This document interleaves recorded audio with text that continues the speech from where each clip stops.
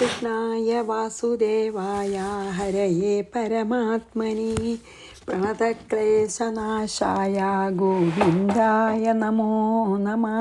ശ്രീമദ് ഭാഗവതം ഏകാദശ സ്കന്ധം അധ്യായം 8 ശ്ലോകം 21 കഴിഞ്ഞു. നമ്മൾ അതായത് രസനേന്ദ്രിയം ജയിക്കാനാണ് ഏറ്റവും വിഷമെന്ന് എന്നും രസനേന്ദ്രിയത്തിന് ജയിച്ചു കഴിഞ്ഞാൽ ശരിക്കും ജിതേന്ദ്രനായി എന്ന് പറയാമെന്നും പറഞ്ഞുല്ലോ. എന്നിട്ട് അതിന് മത്സ്യത്തിൻ്റെ കഥയും നമ്മൾ പറഞ്ഞു അല്ലേ. മത്സ്യം ചൂണ്ടയിൽ ഭക്ഷണം കണ്ടാൽ അത് മോഹിച്ച് ചൂണ്ടയിലകപ്പെട്ട് മരിക്കുമല്ലോ, അതുപോലെയാണെന്ന് പറഞ്ഞു അല്ലേ. ഇനി നമുക്ക് പിങ്കള എന്ന് പറഞ്ഞ മിഥിലാപുരിയിൽ പിങ്കള എന്ന് പറഞ്ഞൊരു വേശ്യ ഉണ്ടായിരുന്നു, പ്രോസ്റ്റിറ്റ്യൂട്ട്. അവരുടെ കയ്യിൽ നിന്ന് എങ്ങനെയാണ് വൈരാഗ്യം പഠിച്ചു, വൈരാഗ്യം വേണമെന്ന് എങ്ങനെ പഠിച്ചു എന്നാണ് ആ കഥ. ആദ്യം ആ പിങ്കളയുടെ കഥ പറയുകയാണ് കേട്ടോ. പിങ്കള 22. പിങ്കള നാമ വേശ്യാസീദ്വിദേഹ നഗരേ പുരാ തസ്യാമേ ശിക്ഷിതം കിഞ്ചിൻ നിബോധ നൃപസത്തമ. 22. നൃപനന്ദന, ഹേ യദുമഹാരാജാവിനെ വിളിക്കുകയാണ്. വിദേഹ നഗരത്തിൽ മിഥിലാപുരിയിലെ പുര പണ്ട് പിങ്കള നാമ പിങ്കള എന്നു പേരായ വേശ്യ ആസീത്, ഒരു വേശ്യ ഉണ്ടായിരുന്നു. തസ്യാഹ അവളിൽ നിന്നും മേ ശിക്ഷിതം ഞാൻ പഠിച്ച അല്ലെങ്കിൽ അഭ്യസിച്ച കിഞ്ചിത് ഒരു വിഷയത്തിന് ദിബോധ നീ കേട്ടാലും. അപ്പോൾ ഈ എന്താ പറയുക, അവധൂതൻ പറയാണ്, ഹേ യദുമഹാരാജാവേ, പണ്ട് മിഥിലാപുരിയിലെ പ്രസിദ്ധമായിട്ടൊരു വേശ്യ ഉണ്ടായിരുന്നു, പേര് പിങ്കള. അവളുടെ കയ്യിൽ നിന്ന് ഞാൻ ഒരു പാഠം പഠിച്ചു, അതങ്ങോട്ട് പറയാം, അതങ്ങക്ക് പറഞ്ഞു തരാൻ കേട്ടാലും. പിങ്കള നാമ വേശ്യാസി ദ്വിദേഹ നഗരേ പുരാ തസ്യാമേ ശിക്ഷിതം കിഞ്ചിത് നിബോധ നൃപസത്തമ സ സ്വൈരിണ്യേകദാ കാന്തം സങ്കേത ഉപനേഷ്യതി അഭൂത് കാലേ ബഹിർദ്വാരി ബിഭ്രതി രൂപമുത്തമം. എന്താണ് സ്വൈരിണി സ, വ്യഭിചാരിയായിട്ടുള്ള അവള് ഏകദ ഒരു ദിവസം ഒരിക്കൽ കാന്തം, അതായത് തനിക്കിഷ്ടപ്പെട്ട ഒരു കാമുകനെ സങ്കേതെ കിടപ്പുമുറിക്ക് ഉപനേശിതി അയാളുടെ കൂടെ ഒരു രാത്രി കഴിയണമെന്ന് ആഗ്രഹിച്ചിട്ട് ഉപനേശിതി കൂട്ടിക്കൊണ്ടുപോകാൻ ആഗ്രഹിച്ചിട്ട് ഉത്തമൻ രൂപം ബിഭ്രതി, ആ കാമുകൻ വരുന്ന പറഞ്ഞിരിക്കും. അപ്പോൾ അവൻ്റെ കൂടെ അവനെയും കൂട്ടി റൂമിലേക്ക് പോകാനുള്ള ആഗ്രഹത്തോട് കൂടിയിട്ട് ഉത്തമം രൂപം ബിഭ്രതി, നന്നായിട്ട് അവനവനെ തന്നെ അലങ്കരിച്ച് കാലേ രാത്രി ആവാറാകുമ്പോൾ ബഹിഹി പുറത്ത് ദ്വാരി അബുദ് തൻ്റെ ഉമ്മറപ്പടിയിൽ ആ പിങ്കളയുടെ വീടിൻ്റെ ഉമ്മറപ്പടിയിൽ ഈ കാമുകനെയും കാത്തിരുന്നു ഒരു ദിവസം. അതാണിപ്പോൾ ഇതിൽ പറഞ്ഞത്. ഇവളെ വളരെ സ്വൈര, അതായത് വ്യഭിചാരിണിയായിട്ടുള്ള അവളെ ഒരു ദിവസം ഈ പിങ്കള കാന്തനെ തൻ്റെ കൂടെ റൂമിലേക്ക് കൂട്ടിക്കൊണ്ടുവരാൻ ആഗ്രഹിച്ചിട്ട് നല്ലോണം വസ്ത്രങ്ങളൊക്കെ അണിഞ്ഞ് സുന്ദരിയായിട്ട് ആ സ്ത്രീയുടെ വീടിൻ്റെ മുമ്പിൽ പുറത്ത് കാത്തു നിന്നു. രാത്രി ആവാറായിരുന്നു, അല്ലെങ്കിൽ കുറച്ച് സന്ധ്യയായിട്ടുണ്ടാവും, അപ്പോഴല്ലേ വരിക. അപ്പോൾ കുറച്ച് സന്ധ്യയായിട്ടുണ്ടാവും, അല്ലെങ്കിൽ രാത്രി എന്നാണ് ഇപ്പോൾ ഇതിൽ പറഞ്ഞത്. രാത്രി കാലത്ത് പുറത്തിരുന്നു ഇങ്ങനെ തൻ്റെ വീടിൻ്റെ ഉമ്മറത്തോന്നോ പുറത്തോന്നോ ഇയാളെയും കാത്തിരുന്നു എന്ന്. സാ സ്വൈരിണ്യേകദാ കാന്തം സങ്കേത ഉപനേഷ്യതി അഭൂത്കാലേ ബഹിർദ്വാരി ബിഭ്രതി രൂപമുത്തമം. ഇനിയോ 25 25 26 ഒന്നിച്ച്. അതിലിപ്പോൾ നമ്മൾ 23 കഴിഞ്ഞല്ലേ. ഇനി 24. മാർഗ ആഗച്ഛതോ വീക്ഷ്യ പുരുഷർഷഭ താൻ ശുൽക്കദാൻ വിത്തവതഃ കാന്താൻ മേനേർത്ഥകാമുക. എന്താണ് പുരുഷർഷഭ, ഹേ പുരുഷോത്തമ, അർത്ഥകാമുക മാർഗെ, അതായത് ധനം ആഗ്രഹിക്കുന്ന അവൾ, ഓഫ് കോഴ്സ് അവൾക്ക് പൈസ കൊടുക്കൂല. ഈ വ്യഭിചാരിണികളാവുമ്പോൾ പിന്നെ അവളെ പിന്നെ അവളിൽ തൃപ്തി അടയാൻ വന്ന ആൾക്കാരെ തൃപ്തി അടഞ്ഞ് പോകുമ്പോൾ പൈസ കൊടുക്കും. അപ്പോൾ ധനത്തിന് മോഹിച്ചിട്ട് അവളെ മാർഗെ, വഴിയിൽ, ആഗച്ഛത, വരുന്ന, പുരുഷാൻ വീക്ഷ്യ, അപ്പോൾ ആ വഴി നടക്കണ പുരുഷന്മാരെയൊക്കെ നോക്കി ഇങ്ങനെ ശൃംഗാര ചേഷ്ടകളെ കൊണ്ട് ആകർഷിക്കാൻ നോക്കുന്നുണ്ട്. വിത്തവത, ധനവാന്മാരും, ശുൽക്കദാൻ ആയതുകൊണ്ട് താൻ ആഗ്രഹിക്കുന്ന സാധനങ്ങളെയൊക്കെ നൽകും, ശുൽക്കം നൽകും, പ്രതിഫലമായിട്ട് കൊടുക്കുകയെ. താൻ അവന്മാരെ കാന്താൻ, അതായത് ഇയാൾ എൻ്റെ അടുത്തേക്ക് വരുന്നുണ്ടാവും ഓരോരുത്തർ വരുമ്പോഴും അങ്ങനെ വിചാരിച്ച് മേനെ വിചാരിച്ചു. എന്താണ് ഇത് പറഞ്ഞറിയോ? ഹേ യദുശ്രേഷ്ഠ, രാജാവേ, ആ വഴിക്ക് വരണ പുരുഷന്മാരെയൊക്കെ കാണുമ്പോൾ നമ്മളൊക്കെ പൈസ കിട്ടണമെന്ന് ആഗ്രഹമുണ്ടേ. അതുകൊണ്ടാണല്ലോ ജീവിതം പിന്നെ ഉപജീവനം തന്നെ ചെയ്യണത് ഇങ്ങനെയുള്ള പൈസ കൊണ്ടാണ്. പുരുഷന്മാരെ സന്തോഷിപ്പിച്ച് കിട്ടുന്ന പൈസ കൊണ്ടാണ് ഉപജീവനം കഴിക്കണം. അപ്പോൾ അവൾ ആ വഴിക്ക് വരുന്ന പുരുഷന്മാരെയൊക്കെ കാണുമ്പോൾ ധനം ആഗ്രഹിച്ചിട്ട് ആരെങ്കിലും നല്ല ധനമുള്ളവരെ എൻ്റെ അടുത്തേക്ക് വരും എന്ന് വിചാരിച്ച് എല്ലാവരെയും നോക്കും. കുറച്ച് കണ്ടാൽ നല്ല പിന്നെ ധനികനാണെന്ന് തോന്നണവരെയൊക്കെ എനിക്ക് പൈസ തരാൻ പറ്റുന്ന ആളാണെന്ന് വിചാരിച്ച് എപ്പോഴും ധാരാളം പൈസ ധനികരോട് മാത്രം ക്രീഡ ചെയ്യണമെന്ന് ആഗ്രഹിച്ചിരുന്നു അവൾ എപ്പോഴും. അപ്പോൾ ധനികരെ കണ്ടാൽ പ്രത്യേക ശൃംഗാരമൊക്കെ കാണിച്ച് അവരെ അട്രാക്റ്റ് ചെയ്യാൻ, ആകർഷിക്കാൻ ശ്രമിക്കും. ബാക്കിയുള്ളവരെ അത്ര ഇതില്ല.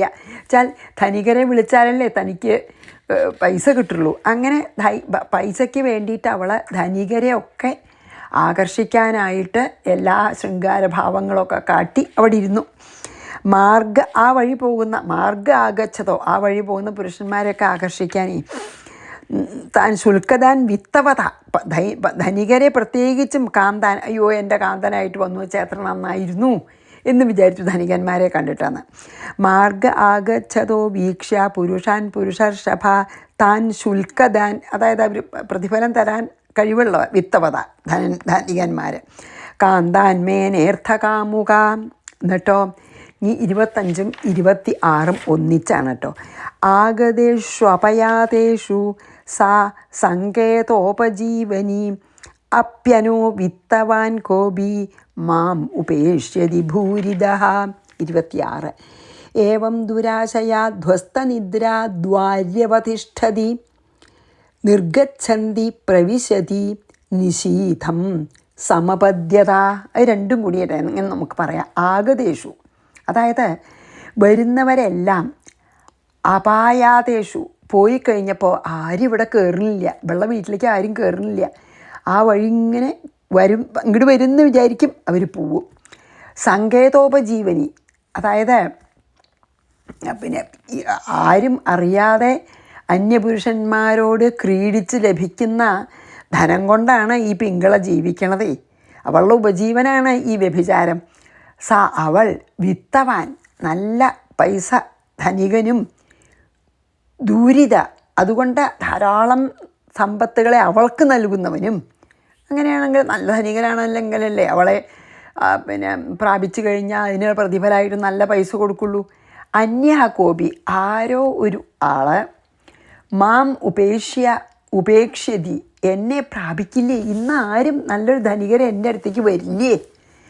ഏവം, ഇങ്ങനെ ദുരാശയ, ഓരോ നല്ല 1-2 ധനികന്മാർ വന്നാൽ എത്ര നന്നായിരുന്നു, ഇങ്ങനെയൊക്കെ വിചാരിച്ചിട്ട് ദുരാശയ എന്താ, ദുരാഗ്രഹത്താൽ ധ്വസ്തനിദ്ര, ഉറക്കമില്ലാതെ ആരും വരണില്ല. ദ്വാരി അവലംബിനി, ആ ഉമ്മറപ്പടിയിൽ ആ ഉമ്മറത്തന്നെ നിന്നുകൊണ്ട് അവിടെ തന്നെ നിന്നു. ആരെങ്കിലും വരിച്ചിട്ടേ പ്രവിശതി, ഇടയ്ക്കിടയ്ക്ക് അകത്തേക്ക് പോവും. ആരും വരില്ല എന്ന് കണ്ടാൽ, ആരും റോട്ടിലൊന്നും ആ പാതയിൽ ആരും ഇല്ല പറഞ്ഞാൽ അകത്തേക്ക് പോവും.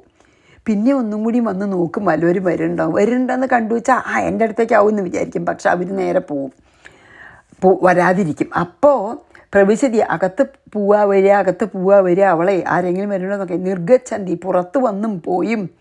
നിശീഥ സപേദ്യത, രാത്രി മുഴുവൻ അർദ്ധരാത്രിയായി, ആരും വന്നില്ല. എന്താണ് പറഞ്ഞത്, ആ പിങ്കള ധാരാളം ജനങ്ങൾ വന്നും പോയും ഇരിക്കെ ധനികനും ആൾക്കാരിങ്ങനെ അതിൽ കൂടെ പോകേണ്ട ആരും വന്നില്ല. അന്ന് നല്ല ധനികനും ധാരാളം ധനം പ്രതിഫലമായിട്ട് തരുന്നവനും ആരെങ്കിലും ഇപ്പോൾ വരും എന്ന് വിചാരിച്ച് ആഗ്രഹിച്ച് ഉറക്കമില്ലാതെ ആ പടിക്കൽ അല്ലെങ്കിൽ ഉമ്മറപ്പടി തന്നെ നിന്ന് ആരെയും കാണാത്തപ്പോൾ കുറച്ച് നേരം അകത്തേക്ക് പോവും, പിന്നെയും പുറത്തേക്ക് തന്നെ വരും. അങ്ങനെ അകത്തേക്ക് പോയിട്ടും പുറത്തേക്ക് വന്നിട്ടും എന്തായി, അർദ്ധരാത്രി വരെ ഇങ്ങനെ കഴിച്ചു കൂട്ടി. ഏതെങ്കിലും ഒരു ധനികൻ വരും വിചാരിച്ചിട്ട്. പക്ഷേ എന്താ, അപ്പം അത് രണ്ടും വായിക്കാം. വന്നില്ല എന്നാണേ. ആഗതേഷ്വപയാതേഷു സാ സങ്കേതോപജീവനി അപ്യന്യോ വിത്തവാൻ കോപി മാം ഉപേക്ഷ്യതി ഭൂരിദഃ. ഏവം ദുരാശയ, ഒരാൾ വന്ന് ധാരാളം പൈസ ഉള്ളൊരു ധനികൻ ഇപ്പോൾ വരും, അങ്ങനെ ഏവം ദുരാശയ, അങ്ങനെ ദുരാഗ്രഹത്തോടു കൂടി ധ്വസ്തനിദ്ര, ഉറങ്ങാണ്ട് ദ്വാര്യ അവതിഷ്ഠതി, ആ പടിക്കിൽ തന്നെ അല്ലെങ്കിൽ ഉമ്മറ തന്നെ നിന്നു.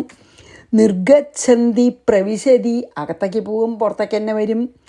നിശീഥം സമപദ്യത, അർദ്ധരാത്രിയായി. 27 തസ്യ വിത്താശയ ശുഷ്യദ്വക്ത്രയോ ദീനചേതസ നിർവേദ പരമോ ജജ്ഞേ ചിന്താഹേതു സുഖാവഹ.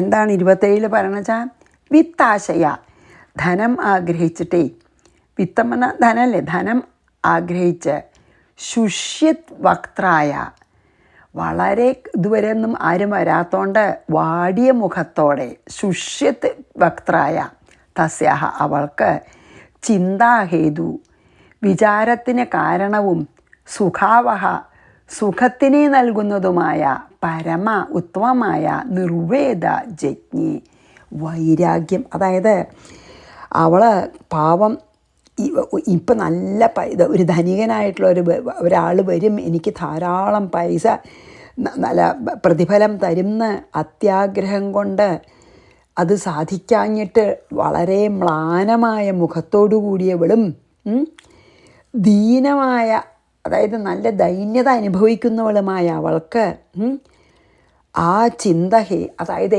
ആരും വന്നില്ലല്ലോ, എന്നെ ആർക്കും വേണ്ടാണ്ടേ അയ്യില്ലോ എന്നുള്ള ആ ഒരു നിരാശ കാരണം, ആ നിരാശ ഇവളെ ശരിക്ക് പറയാച്ചാൽ വൈരാഗ്യത്തിലേക്ക് നയിച്ചു.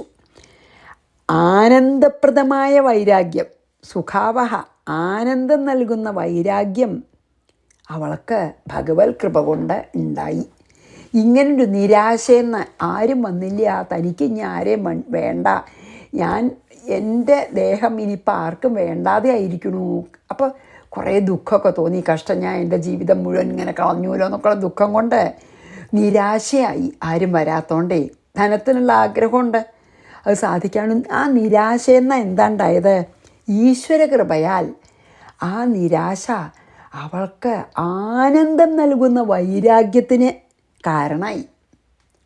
ഈ നിരാശ അങ്ങനെ ആയിക്കൊള്ളുന്നില്ല എല്ലാവർക്കും, അവൾക്ക് ഭഗവത് കൃപയ്ക്ക് സമയമായി. അപ്പം ഭഗവത് കൃപ കൊണ്ട് അവൾക്ക് ഈ ഒരു നിരാശ കാരണം അവൾക്ക് ആനന്ദം നൽകുന്ന വൈരാഗ്യത്തിന് കാരണമായി. അവൾക്കുണ്ടായി, വൈരാഗ്യം ഉണ്ടായി, ആനന്ദപ്രദമായ വൈരാഗ്യം. അത് ഭഗവാന്റെ അനുഗ്രഹമാണ്. തസ്യാ വിത്താശയാ വക്ത്രയോ ദീനചേതസ നിർവേദ പരമോ ജജ്ഞേ ചിന്താഹേതു സുഖാവഹ. അതായത് അവൾക്ക് അത്ര ദുഃഖം കൊണ്ട് എന്തുണ്ടായി, ആ ദുഃഖം കൊണ്ട് വൈരാഗ്യത്തിലേക്ക് നയിച്ചു അവളെ. അതൊരു ഭാഗ്യം കേട്ടോ, അല്ലേ? ദുഃഖം കൊണ്ട് വേറെ ആത്മഹത്യ ചെയ്യേ അങ്ങനെയൊന്നുമല്ലല്ലോ ചെയ്തത്. അപ്പോൾ ഇനി 28 തസ്യ നിർവിർണ ചിത്തായ ഗീതം ശൃണു യഥാ മമ നിർവേദ ആശിപാശാനാം പുരുഷസ്യ യഥാ ഹ്യസിഹി. 28 എന്താ പറഞ്ഞാൽ, നിർവിർണ ചിത്തായാഹ, വൈരാഗ്യം വന്ന മനസ്സോടുകൂടിയ തസ്യാം അവളുടെ ഗീതം യഥ ആ പാട്ടിനെ അല്ലെങ്കിൽ അവൾ പറഞ്ഞ വാക്കുകളെ പാട്ടായിട്ട് പാടി മമ ശൃണു ഞാൻ പറയാം ഹി അത് ഞാൻ നിങ്ങൾ പറയാം. അവൾ വൈരാഗ്യം വന്നിട്ട് എന്താണ് അവളുടെ വായിൽ നിന്ന് വന്ന വാക്കുകൾ, ഗീതം ചപ്പടെ പാട്ടെന്ന് പറയാം. അവൾ വൈരാഗ്യം വന്നതിന് ശേഷം പാടിയ പാട്ടിലത്തെ വരികൾ ഞാൻ മമ ശൃണു എന്നിൽ നിന്ന് കേട്ടാലും ഹി കാരണം പുരുഷസ്യ മനുഷ്യൻ്റെ ആശാപാശങ്ങൾക്ക് നിർവേദ വൈരാഗ്യം എന്നത് അസിഹിയഥ ഒരു കത്തി പോലെയാണെന്ന്. എന്താ പറയണെന്ന് വെച്ചാൽ വൈരാഗ്യം ശരിക്കു പറയാച്ചാൽ ഒരാളുടെ ആശാപാശങ്ങളെ വെട്ടിമുറിക്കുന്ന ഒരു കത്തിയായി വാളായിത്തീരും വാളായിത്തീരും. അതായത് വൈരാഗ്യം ഒരു പുരുഷൻ്റെ അല്ലെങ്കിൽ ഒരാളുടെ ആശാപാശങ്ങളെ വെട്ടിമുറിക്കുന്ന വാളായിത്തീരും എന്നത് വാക്കിൽ കൂടി അവളുടെ പാട്ടിൽ കേൾക്കാം. അതായത് അവളുടെ പാട്ടിലെ വാക്കുകൾ അത് നമുക്ക് മനസ്സിലാക്കി തരുന്ന. അതായത് അവൾക്ക് നല്ല വൈരാഗ്യം വന്നിട്ട് അവളുടെ ആ പിങ്കളയുടെ വായിൽ നിന്ന് പാടിയ പാട്ട് അല്ലെങ്കിൽ ആ പാട്ടിലെ പദങ്ങൾ കേട്ടാൽ നമുക്ക് മനസ്സിലാവും എന്താ പറയുക, ഒരാളുടെ ആശാപാശങ്ങളെ വെട്ടിമുറിക്കുന്ന വാളായി തീരാം വൈരാഗ്യം എന്ന്. വൈരാഗ്യം ആശാപാശങ്ങളെ വെട്ടിമുറിക്കുന്ന വാളാണ് എന്ന് ഉള്ള അർത്ഥം വരുന്ന ഒരു പാട്ടാണ് പിങ്കള പാടിയത്. അത് ഞാൻ അങ്ങയ്ക്ക് പറഞ്ഞു തരാം എന്ന് പറയുകയാണ്. പിങ്കള പാടിയ പാട്ടിൻ്റെ അർത്ഥം എന്താ? ഒരാളുടെ ആശാപാശങ്ങളെ മുറിക്കുന്ന വാളാണ് വൈരാഗ്യം എന്നാണ്. അത് ഞാൻ അങ്ങയ്ക്ക് പറഞ്ഞു തരാം അവൾ പാടിയ പാട്ട് എന്ന് പറയുകയാണ്. തസ്യ നിർവിർണചിത്തായ ഗീതം ശൃണു യഥാ മമ നിർവേദ ആശാപാശാനാം പുരുഷസ്യ യഥാഹ്യസി. ഇനിയോ 29.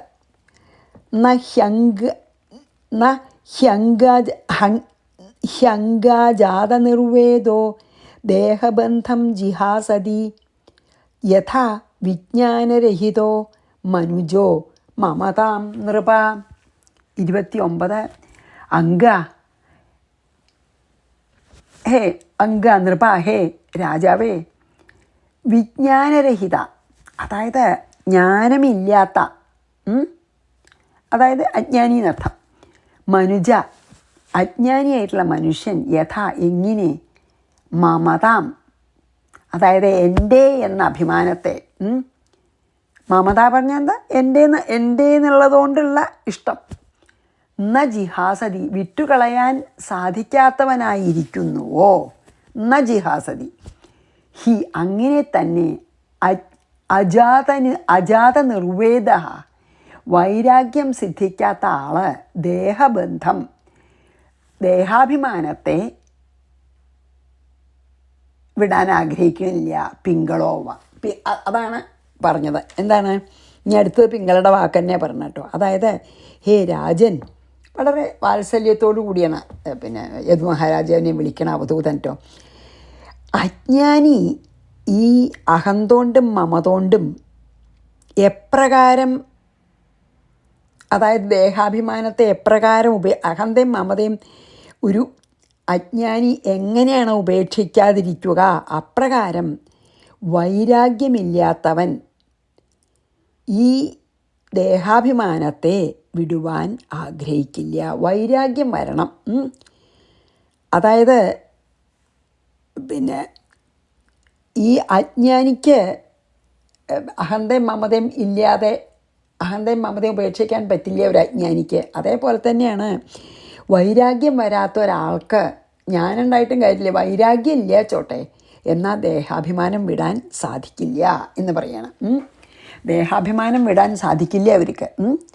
അതായത് അജ്ഞാനിയായിട്ടുള്ള മനുഷ്യനെ എങ്ങനെയാണ് അഹന്തയും മമതയും വിടാതിരിക്കണത്, അതുപോലെ തന്നെയാണ് വൈരാഗ്യം ഇല്ലാത്ത ഒരാൾക്ക് ഈ ദേഹാഭിമാനത്തിനെ വിടാൻ പറ്റില്ല എന്ന് പറഞ്ഞിട്ട് ഇങ്ങനെയാണ് പിങ്കള പറയണത്. പിങ്കള ഉവാച 30 വായിക്കാട്ടോ, 29 വായിച്ചിട്ട്. ന ഹ്യംഗജാതനിർവേദോ ദേഹബന്ധം ജിഹാസതി യഥാ വിജ്ഞാനരഹിതോ മനുജോ മമതാം നൃപ.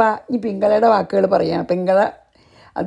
പിങ്കളയുടെ വാക്കുകളാണ് പറയണത്. പിങ്കളയ്ക്ക് നൈരാശ്യം വന്നിട്ടേ, അല്ലെങ്കിൽ നിരാശ കൊണ്ട് വൈരാഗ്യം വന്നപ്പോൾ പറഞ്ഞ വാക്കുകളാണ്. പാവം അവൾക്ക് ഭയങ്കര കുറ്റബോധവും സങ്കടവും ജീവിതം വേസ്റ്റ് ചെയ്തില്ലേ എന്നുള്ള ദുഃഖവും ഒക്കെ ഉണ്ടേ. അതാണ് 30. അഹോമേ മോഹവിതതിം, പിങ്കള പറയാണ് കേട്ടോ. അഹോമേ മോഹവിതതിം പശ്യതാവിജിതാത്മനഃ യാ കാന്താദസത കാമം കാമയേ യേന ബാലിഷ. എന്താണ് 30 വെച്ചാൽ അവിജിതാത്മനഃ, അതായത് മനസ്സിനെ ജയിക്കാത്ത മേ എൻ്റെ, പിങ്കള പറയാണ് മനസ്സിനെ ജയിച്ചിട്ടില്ലല്ലോ, മനോജയമില്ലാത്ത എൻ്റെ മോഹവിതതിം, ഈ അജ്ഞാനം കൊണ്ടുണ്ടാകുന്ന ഈ മോഹിതയായിട്ടുള്ള എൻ്റെ ഈ അജ്ഞാനം കൊണ്ടുള്ള മോഹത്തെ പശ്യത നോക്കൂ, ഏന ആ അജ്ഞാനത്താൽ ബാലിശായ അസതഃ, ബാലിശായ മൂഢയായിട്ടുള്ള ഞാൻ, അസതഃ ഒരു സത്തില്ലാത്ത മീൻസ് ഉപയോഗമില്ലാത്ത, കാന്താത് കാമുകനിൽ നിന്ന് കാമം കാമസുഖത്തെ ആഗ്രഹിച്ചു. കഷ്ടം. എന്താ പറയണ വെച്ചാൽ ഭയങ്കര വിഷമായി ഈ പിങ്കളയ്ക്ക്. അതായത്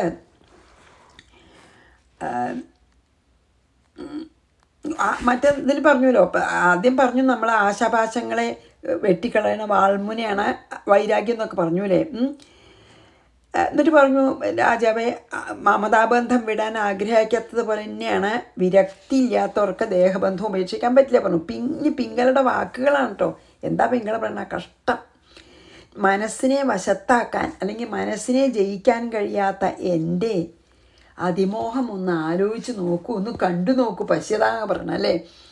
എൻ്റെ ഈ മനസ്സിനെ ജയിക്കാത്ത എൻ്റെ ഒരു അതിമോഹം ഒന്ന് കാണൂ.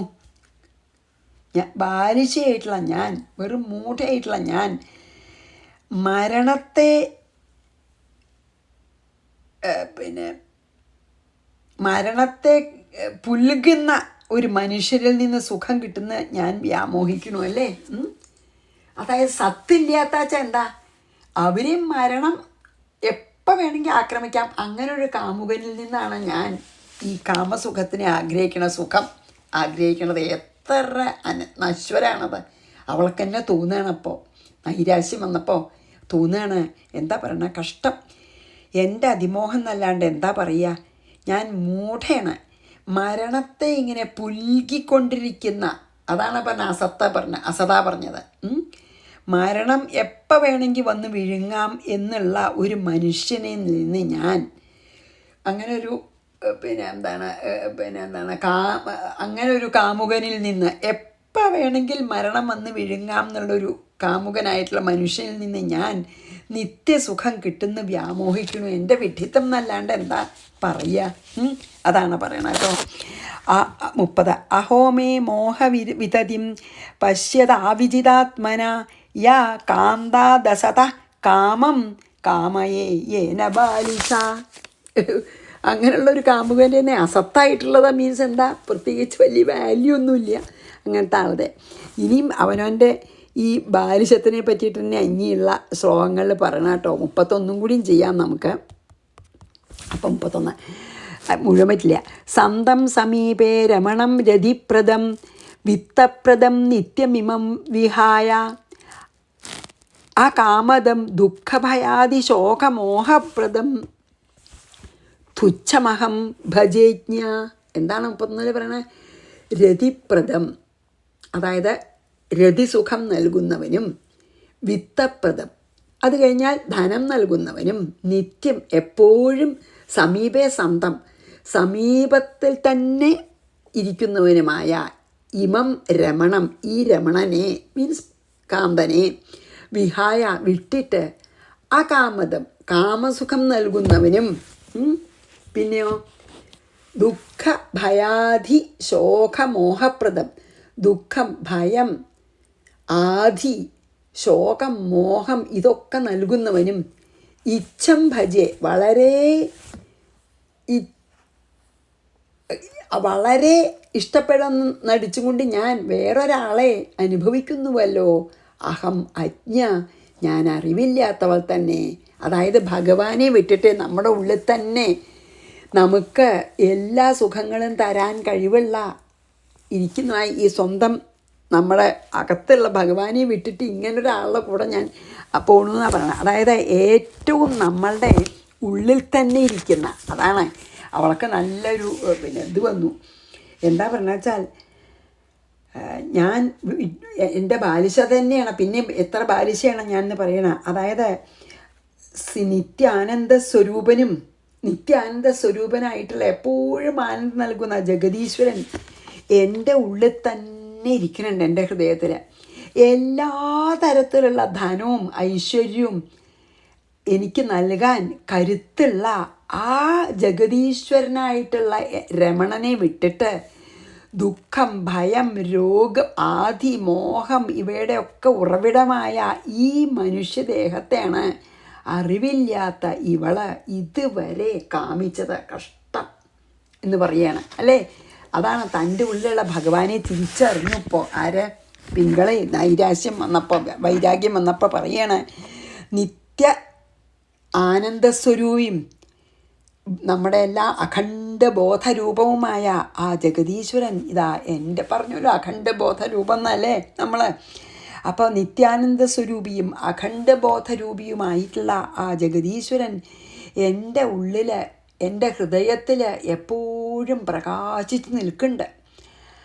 എനിക്ക് ആ ഒരു ജഗദീശ്വരൻ്റെ കാരുണ്യം ഉണ്ടെങ്കിൽ എനിക്ക് എല്ലാ ധനങ്ങളും ഐശ്വര്യങ്ങളും എപ്പോൾ വേണമെങ്കിൽ എനിക്ക് നൽകാൻ തയ്യാറായിട്ടുള്ള, അല്ലെങ്കിൽ നൽകാൻ കഴിവുള്ള ആളാണ് എൻ്റെ അകത്തുള്ള ആ രമണൻ.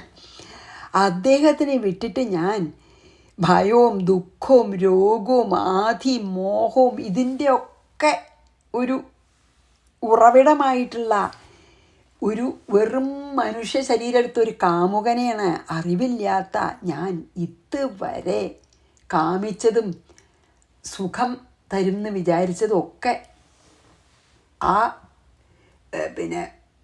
ആളെ, മനുഷ്യനെ എപ്പം വേണമെങ്കിൽ നശിച്ച് വീഴാവുന്ന ദേഹമുള്ള ഒരാളെയാണ് ഞാൻ ഇതുവരെ ആയിട്ട് ഞാൻ എൻ്റെ ഉള്ളിൽ തന്നെയുള്ള രമണനെ മറന്നിട്ട് ഞാൻ ചെയ്തത് എത്ര അറിവില്ലായ്മയാണ് എന്നാണ് ഈ 31 പറഞ്ഞത് കേട്ടോ. അപ്പോൾ നമുക്ക് 31 വായിച്ച് ഇന്നിവിടെ നിർത്താം. നാളെ 32 ചെയ്യാം. അവളുടെ ദുഃഖം തന്നെ ഇനി 2-3 ശ്ലോകം. സന്തം സമീപേ രമണം രതിപ്രഭം വിത്തപ്രദം നിത്യമിമം വിഹായ അകാമദം ദുഃഖഭയാതിശോകമോഹപ്രദം തുച്ഛമഹം ഭജേജ്ഞ. അജ്ഞയായിട്ടുള്ള ഞാനേ അതാണല്ലോ ചെയ്തത് ഇത്ര കാലം എന്ന് പറയുകയാണ്. ശ്രീകൃഷ്ണാർപ്പണമസ്തു. സർവത്ര ഗോവിന്ദനാമ സങ്കീർത്തനം. ഗോവിന്ദ ഗോവിന്ദ. ഗുരുവായൂരപ്പ ശരണം.